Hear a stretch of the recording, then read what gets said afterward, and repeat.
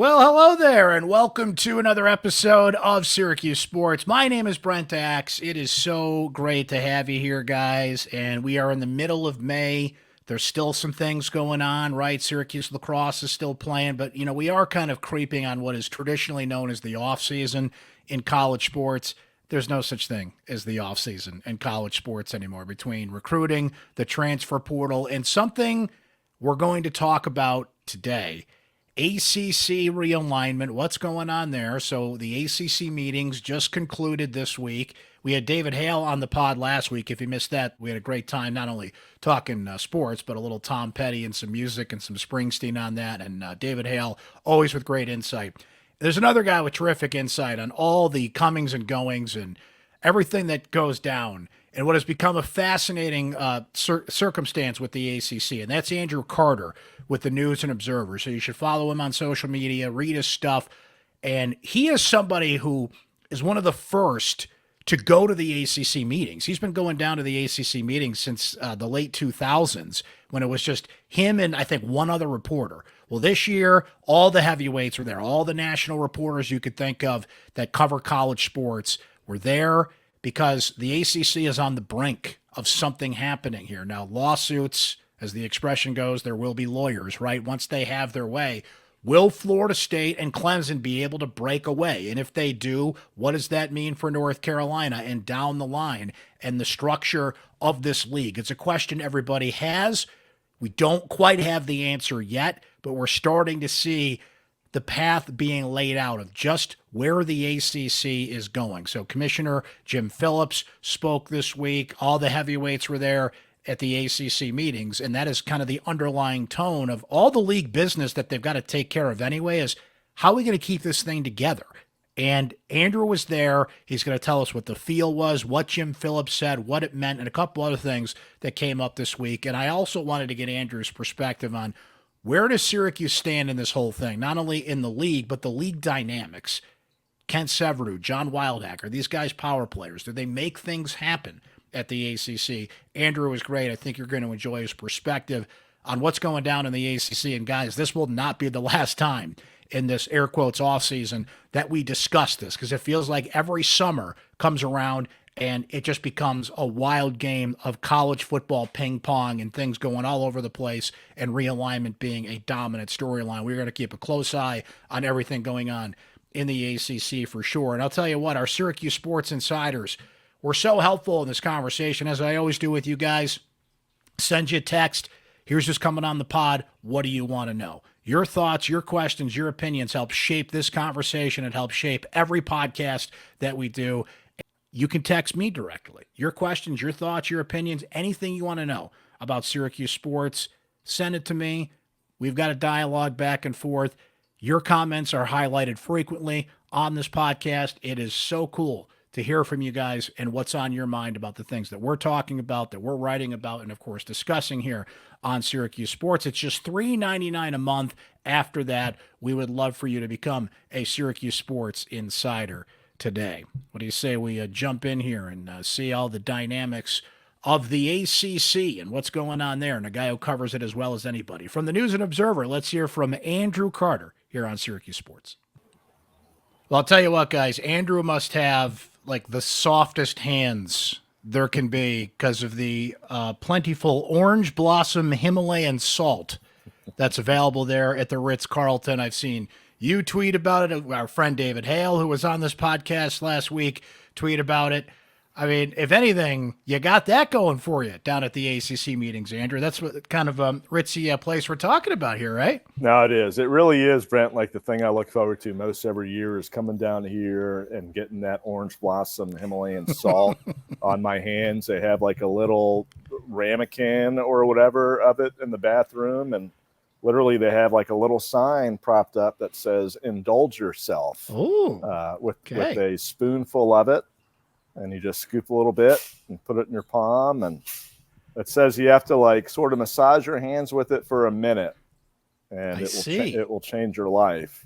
And apparently it has mine, because like I think about it a lot throughout the year. And every time I come down here, I'm excited about it. Like it's a real deal. We're not talking about like some red roof inn by the airport here, folks. They This, don't this is have big that. time. Yeah. Yeah, this is big time stuff. This is why they come down here every year for these ACC meetings. Well, maybe they needed that for everybody to kind of relax and calm down a little bit, right? Because as you've written about and many have written about, but you've done a spectacular job with it, Andrew. Like the ACC, it's kind of like the old adage of the duck on the water. You know, things may seem calm, but get below the water, and those web feet are going a million miles per hour, and it's just kind of organized chaos right now. What was the feel of this meeting? We'll get into what Jim Phillips said and some other things that you've written about and reported on here, but just what was the feel of this year's ACC meeting? I think it felt very awkward. I think, a word that I used repeatedly and something I wrote last week and even again this week was dysfunction and or dysfunctional. And it's just a weird vibe right now. Like, let's face it, you have Florida State suing and, reading the tea leaves about a year ago at this time, certainly over, last spring, last summer, not necessarily a great surprise. I think that FSU would take that move. But Clemson, Clemson also suing the league in March. Clemson's a founding member of the ACC. Clemson, came to be as a university and a athletics department in the ACC. Obviously, a lot of history here, a lot of relationships in this conference. And so I think that even though maybe people shouldn't have been surprised by Clemson suing because, obviously it's FSU and Clemson are the two big football brands and schools, but I think that threw people for a loop. And so how could it not be weird when you gather the entire conference, you have two schools suing, you have three others coming in who are grateful really to be here with, Cal, Stanford, and SMU. And then you have the wondering about what are others thinking. And you had, for the second consecutive year here at this event, and of course, last year it was the Brett McMurphy Magnificent Seven report that came out on that first Monday of ACC spring meetings. And this year on that Monday, you had you had that UNC Board of Trustees meeting that happened that morning.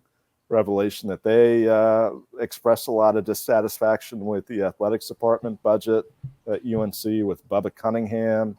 There was an accusation by one trustee basically saying that Bubba has been mismanaging the UNC athletics department, with which, anyone who follows Carolina athletics, I think, would be surprised by that accusation, because they win national championships all the time. They've built a ton of facilities over the past decade. $40 million indoor practice facility opened in 2018. Can go on and on. But anyway, to your question, it has been just a strange week. And then, oh, by the way, it's like the league has a lot of business to try to take care of at this thing and figure out different things. But it's been odd and just weird, because it's like, how does this conference keep it together, kind of a thing? Is there a way forward even? Is there a path of reconciliation maybe? Is the door slightly ajar with FSU and Clemson still, despite those lawsuits? So, I've covered, I think, almost 10 of these things. And I can say, first time I came down here, I think, was 2009. I was covering Florida State for the Orlando Sentinel. And I think it was me and Heather Dinich from ESPN, who at the time was like the ACC blogger. And that was it. And this was by far the most media I've seen at this event. You had national reporters from the Associated Press, the Athletic, the national websites that cover college football specifically. Ross Dellinger was here from Yahoo. So there's a lot of interest in sort of the ACC storyline right now, and how this conference finds a way, or if it does. Nothing attracts a crowd like a crowd, right? And the story that's there, and seeing. You mentioned Ross. He was reporting on not only what's going on at the ACC meetings, but we have this NCAA lawsuit, one of a few lawsuits that has to be settled. And I know Jim Phillips addressed that, so we can get to that here shortly. But I want to focus on Jim Phillips a minute here. You mentioned what his tone was a year ago. How different was it this time around? It felt like from the comments that I saw, he certainly acknowledged some things going on here. He used the terms difficult, disruptive, and harmful of the lawsuits, yet things were as cordial as they could be. It's not like they kicked FSU or Clemson out of the room to discuss any league business. It feels like he's still hopeful this whole thing can come together, and I guess it's what a commissioner has to do. But how much of that do you think was telling the gathered media, as big of a gathered media as has been there, as you said, kind of what he feels he has to say versus some things that you feel are genuine and he's actually trying to do? Yeah, I mean, I think Phillips is always genuine, and that's just, my opinion based on being around him a pretty good amount. I don't know if you read the Pat Forty profile that came out in SI earlier this week. Really good. Pat did a great job on that story. And the theme of it was, Phillips's faith, the fact that he's a true believer, both in terms of his religious faith, but also in terms of how he approaches college athletics and his vision for it.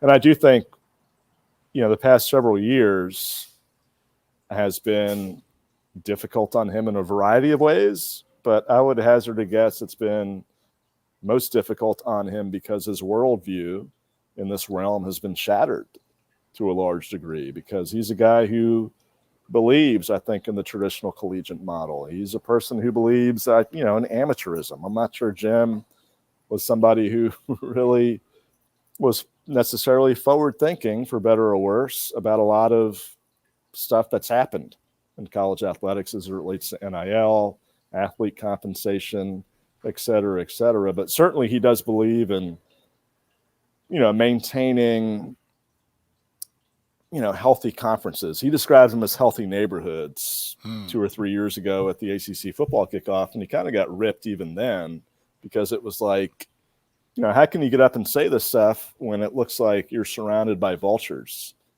Greg Sankey's not talking that way. Kevin Warren, who was the guy in charge of the Big Ten at the time, wasn't talking that way.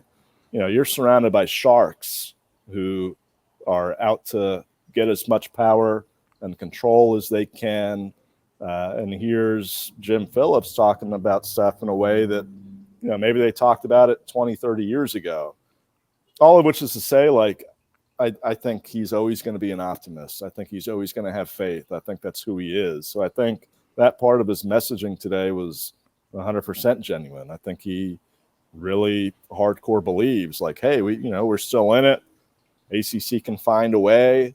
Maybe there's something we can do to appease FSU or Clemson. Thing is, though, I don't think the ACC is ever going to be willing to do what that would require, which would be giving both of those schools a pretty significant unequal revenue share. ACC discussed that a lot last year at these meetings, decided against it. They went with a, basically an incentive kind of model where if you win more or you're ranked or whatever, go to the college football playoff, bowl games, this or that, you're going to get rewarded. The issue there is it's not like, and Phillips would disagree with me, but it's not like so much revenue, even if you hit all those benchmarks, that you're going to close that gap with the SEC or the Big Ten. And that's the issue, really. ACC is not getting there. They're not closing that gap. No. It's not happening. You look at the numbers, it's just not happening. You don't have to be an accountant or be a CPA or have some advanced degree. It's just not going to happen. But I will say, Phillips, he's a believer. I think he was genuine in what he said today. Thought his tone was a little bit more defiant today than usual. But he should be, because, his league is fighting for its survival. You brought up that revenue gap, and I was intrigued by something that Phillips referred to. And basically, he confirmed the television contract is through 2036. FSU and Clemson are trying to find some crack in the armor somewhere with the grant of rights that has to deal with that and their deal with the league. There was a thought that maybe there was kind of an out in 2027 that came out in some court documents.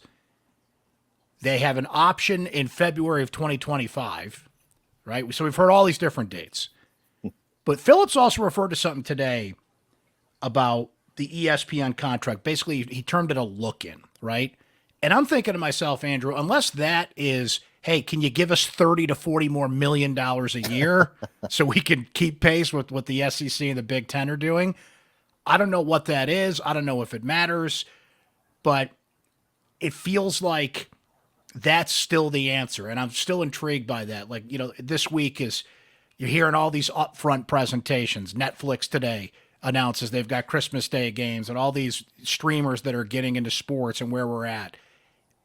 But it's still that traditional media contract in a lot of ways that the ACC is binded to, right? 2036, the ACC network, things that were huge 10 years ago when this deal was made, but now they're just kind of stuck in. It's like going to your grandma's house and she still has the rotary phone. It works, but everybody else has kind of moved on. So I don't know what that look-in entails, Andrew, and I don't know if there's anything ESPN can do about it, but Phillips didn't want to talk about it at the very least, so I guess it's somewhat intriguing.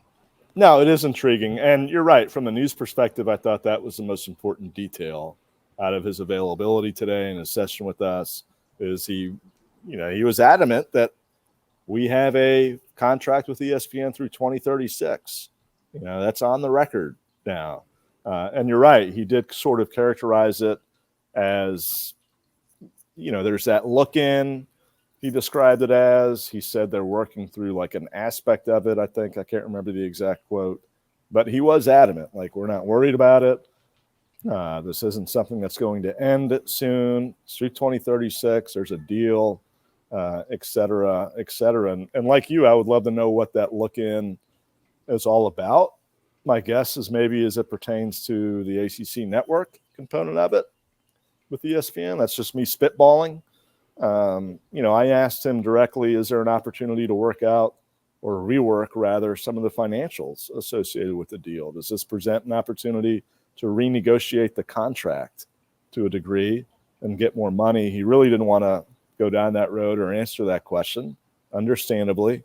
I get it. But yeah, it is noteworthy. It is in contrast to some of those legal documents that FSU has filed, because if you go back and read those, it looked like, this deal expires in 2027 and ESPN has to extend it. Well, not according to Phillips today. Like, again, very adamant. We'll say overall about all this stuff, ACC, presidents, chancellors at the time sort of were willing to take that risk on the ACC network. That was sort of the golden goose. And the ACC announced it in 2016 that ESPN had committed to it, that they were going to work together, that it was going to launch in 2019. So like a 3-year wait from the time that they announced that it was coming to when it actually launched. But even before 2016, like I remember coming down here before then, I remember at ACC football kickoff, like their big media day event before the season. Like for years, it was the number one topic at those events with John Swafford, the previous commissioner, was, are you going to have a network? Are you going to have a network? Like it became a running joke. We would ask him, like, where's the network stand? And like unfortunately for the ACC, like the economics changed of media, of cable television, of college sports in some ways. And so like, the ACC, I think, started evaluating the possibility of a network like when the Big Ten network launched in 2007. So it was like a decade-long process or more between when the ACC started looking at this and when they actually got it. And that's a long time, as you know, and as I know, in the media world. Like things change a lot, and what makes sense financially in 2009 or 2010 might not make sense in 2020. And the ACC network, I think, actually has worked. Like from what I hear talking to people, like it's exceeded projections. But the problem with it is like you locked yourself into this unfavorable deal otherwise just to get it. So like the numbers of that deal that you signed at this point, like 8 years ago, the extension, like you can make an argument that the ACC would have been better off forgetting about the network, letting the ESPN deal expire early, go to market, negotiate a deal with either ESPN or whoever else, and take your chances that way. Like, you probably would be in a better financial place. You could make the argument in terms of per school payouts than you are now, because ESPN didn't want to up the ante, so to speak, unless they had like a huge long-term deal, which now they have. And so, yeah, you're right. Like, they're sort of stuck. But like, that was sort of the debate at the time. It's like, do we go all in on a network, or do we maybe take our chances letting this expire earlier and trying to re-up at like a bigger rate for fewer years? And the ACC made its bet, and it's worked in some ways, but not, because now they're locked into this deal, and it's been written many a time. SEC and Big Ten both started new deals, TV deals, and theirs expires even before 2036. Exactly. Yeah. So they're going to re-up again. And that's really what sort of like hurts. I mean, it hurts now, but like when you map it out in years to come, it's like, man, like this is going to get insurmountably huge in terms of the gap. But you know this, Andrew. John Swofford at the time, it's almost like you built the last Blockbuster Video when that was a thing, because he was praised for the stability. Think of how unstable things were in conference realignment at the time, and everybody going from here, there, everywhere. And Syracuse was a part of that, going from the Big East to the ACC.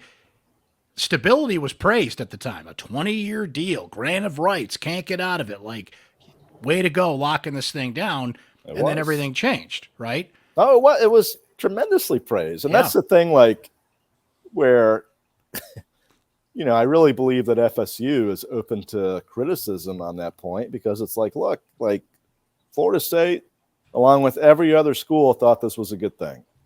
Okay. So where was the hesitation? Where was the unwillingness to go along with it? Why didn't you raise a stink then? Right. If you thought you were being treated unfairly, exactly, or that this was such a bad deal, you went along with it because you agreed with it. Because it made sense at the time. Well, and things change. And something else you brought up is interesting to how it relates now and going forward. And I remember when Syracuse got into the ACC, it was just that pipeline to New York. And a lot of it was New York and frankly, the television market, right? Per what you said, we're building this network and the television deals, and that's a pipeline in New York. And we hear so much about markets, right? My question, especially for somebody like Syracuse in this day and age, what does that word mean? Right? The ACC wants a presence in New York. You want that state, that pipeline in New York City covered. But obviously the television dynamics have changed. You don't want it just because, hey, we got the ACC network cleared on cable systems that are going to be seen in New York City. North Carolina, we'll talk about here in a minute. Big time programs, and not only the markets they represent in terms of cities, but the entire state that gives you a foothold there, right? So what does that mean? Not only now, but going forward, that the ACC has, we'll use Syracuse as an example, we have that market. What do you think that means to them now? I don't know. Me too. I'm trying to figure that out. Yeah. And maybe that's a concerning answer for your listeners. But, frankly, like, I'm not sure. I mean, obviously, yeah, it has value. It has a lot of value monetarily.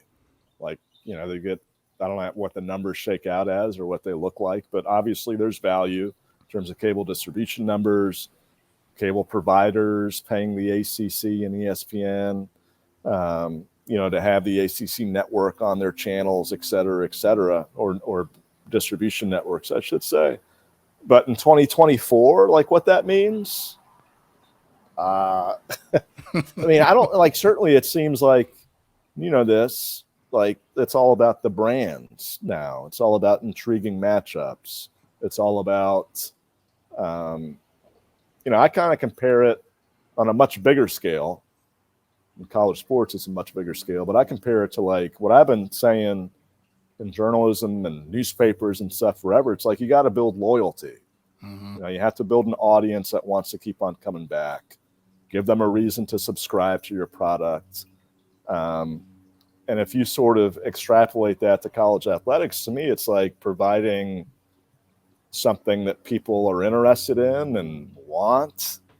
And it's like, I mean, I'll be honest with you. It's like for Syracuse, nothing, in my opinion, in the ACC can replicate what Syracuse had with Big East basketball. Like Big East 80s basketball was amazing. 90s too. I hear occasionally from Syracuse folks on Twitter who miss the old Big East. I think in North Carolina, people feel the same way about like the Big Four and what the ACC tournament was for a long time. That's not. And so, like, I think Syracuse has been a good addition in some ways to the ACC. Market-wise, basketball-wise, they've had their moments. But, it's sort of a microcosm of the danger of a lot of this stuff where it's like,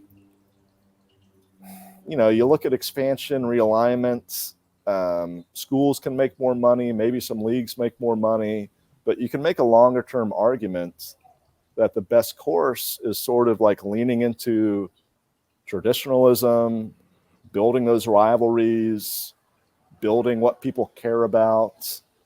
And like I look at Maryland in the Big Ten. Maryland in the Big Ten is making a lot of money. They're cashing those checks. Okay, I get it. Maryland basketball hasn't done anything in the Big Ten. Maryland football has been average. And as far as I can tell, like no one cares about any game Maryland plays in the Big Ten, really. Maybe a Michigan basketball game, Michigan State, whatever. Sure, there's been some nice atmospheres. But I would imagine if you ask Maryland fans, hey, do you miss playing Duke? Do you miss playing Carolina? Yes. Syracuse, do you miss playing Georgetown? And those old Big East rivalries? Yeah, probably. And that's not to say like, boy, kick Syracuse out, whatever. I'm not saying that. But I look at the college sports landscape overall, and I'm not a NASCAR guy, but I appreciate the history of NASCAR, being in North Carolina. College sports, Inc., if you will, is going sort of the route NASCAR went, in my opinion. They're trying to nationalize. They're trying to maximize your brand power, expand in different markets. And you're going to get maybe 20 or 30 years down the road and regret it, I imagine. You're going to be like, you know what? We had a great thing. And it's not so great anymore. Frankly, I think that's the direction it's headed. If you have two super leagues where you have X number of teams or schools, but you've also excluded even more than are in that select group. All right, well, people might be into that, watching it on TV for a while, but eventually you're going to erode interest.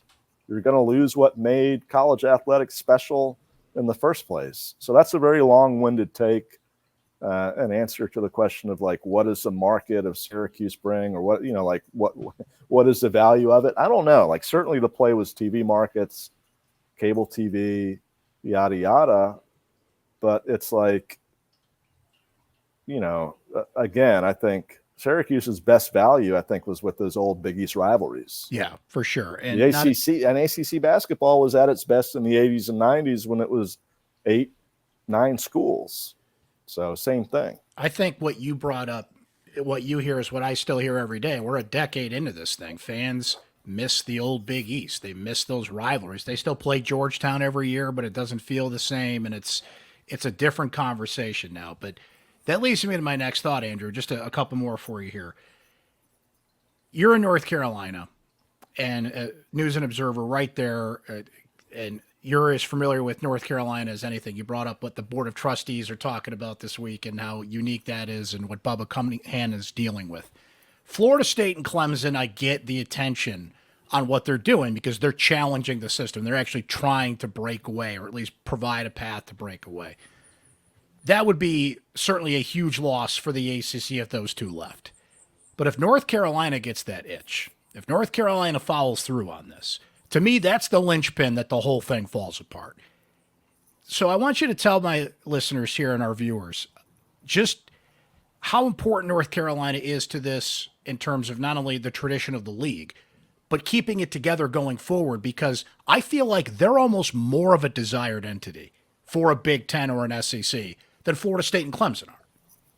Yeah, I agree, because North Carolina has just, huge recognition in terms, again, that brand thing. Back to that. But they have both. They have the tradition and the brand, right? Yeah, they do. And yeah, I mean, I think that would be the death knell. I think that would be, the blow that blows up the conference. I think the ACC can survive losing FSU and Clemson, especially if you maintain the North Carolina schools, if you maintain Virginia, Virginia Tech, Miami. If you find a way to keep that core together, then, I think you can survive and find a path forward. Might not be as lucrative in the short term, especially on the football side of things with football TV money, if you lose FSU and Clemson. But, I mean, North Carolina, founding member of the ACC, 1953, so much history, tradition. You can argue it's been the flagship school of the conference going back. Everybody refers to the ACC as a basketball league, and that's fair given the history. It is interesting that these schools back in the day in 1953, they broke away from the Southern Conference actually for football reasons. And so it's kind of like history repeats. There were some concerns about,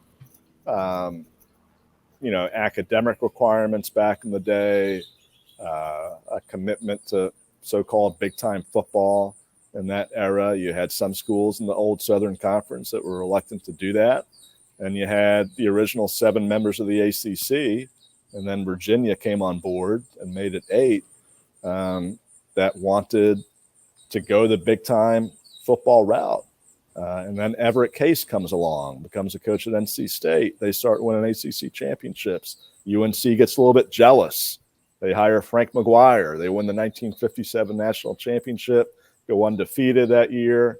And that really launches like the statewide love affair, along with the ACC tournament in basketball, which was in Raleigh for the first decade or so of its existence. That launches that statewide love affair with college basketball, which, maintained throughout the decades. But, if UNC left, it's hard to make an argument that there's a path forward for the ACC, honestly, because, at that point, there's no more Big Four. At that point, if you're Virginia, which Virginia has been Carolina's oldest rival in football, it's the oldest rivalry in the South in that sport. Virginia has less motivation to stay. NC State's probably looking to the Big 12. Obviously, this is all speculative, but it would be a huge symbolic blow to the league. And I do think that's a big reason why it's not that easy for Carolina just to leave. Right. I think if there's people at UNC know that they're coveted. I mean, Jim Delaney went to UNC, the former Big Ten commissioner. He's a UNC grad. Him and John Swofford, former ACC commissioner, go way back. And this has never been reported. It's not necessarily on the record, but it is sort of one of those open secrets in North Carolina among folks who have been around college sports and covered it. I mean, Jim Delaney would have loved to have UNC in the Big Ten like decades ago. Like they've always kind of had that unofficial standing invite. And frankly, probably if UNC wanted to get to the SEC, it wouldn't be that hard either. But, how do you untangle those emotional connections, the history, the culture of it? Now there's a lot of political influence that's happening in the state among the Board of Governors level. That's the folks who run the UNC system. Like every state university in UNC is run by the Board of Governors. There's some weird stuff going on, frankly, with the Board of Trustees at UNC Chapel Hill. They've had a period of transition in leadership. Kevin Guskowitz, who was our chancellor at Carolina, went from UNC to Michigan State. Michigan State, great school, I know, but a little bit of a move that kind of raised some eyebrows a bit in terms of why would he do it, if not to try to maybe escape some people who are trying to make his life more difficult. Interesting. And so it has been, it's been a weird dynamic in terms of some of this turnover in leadership, some of the power plays involved. And I do think there are some folks at UNC a bit who are like all gung ho. We got to look out for ourselves. Let's leave this dying conference, so to speak. But it's hard to like know how much of that is bluster, like how much of that matters in terms of people who also have a say with the decision-making process. But the ACC needs UNC in it. There's no doubt. Like, if that were to happen, I'm not going to say it's done. Like, I think the league would try to find a way, but it would be bad. it would be bad for the conference. There's no doubt. Andrew, one last thing for you here. We brought up Syracuse's place as a market and what that means in 2024. I want to ask you, just in what you've heard in covering the league at these meetings and just in general. We're talking about the hierarchy, right? Like what North Carolina would mean to the league. Florida State and Clemson trying to get out. You got Cal, Stanford, and SMU, the new guys showing up today like, hey, this is great. And then there's all the schools in the middle. And that's where Syracuse finds itself in this whole thing. But just from your covering and just what you know and what you've heard, where is Syracuse's influence in how this league works? Like Ken Severu, the chancellor at Syracuse, was one of the people behind the proposal of the Super League concept, that came out recently.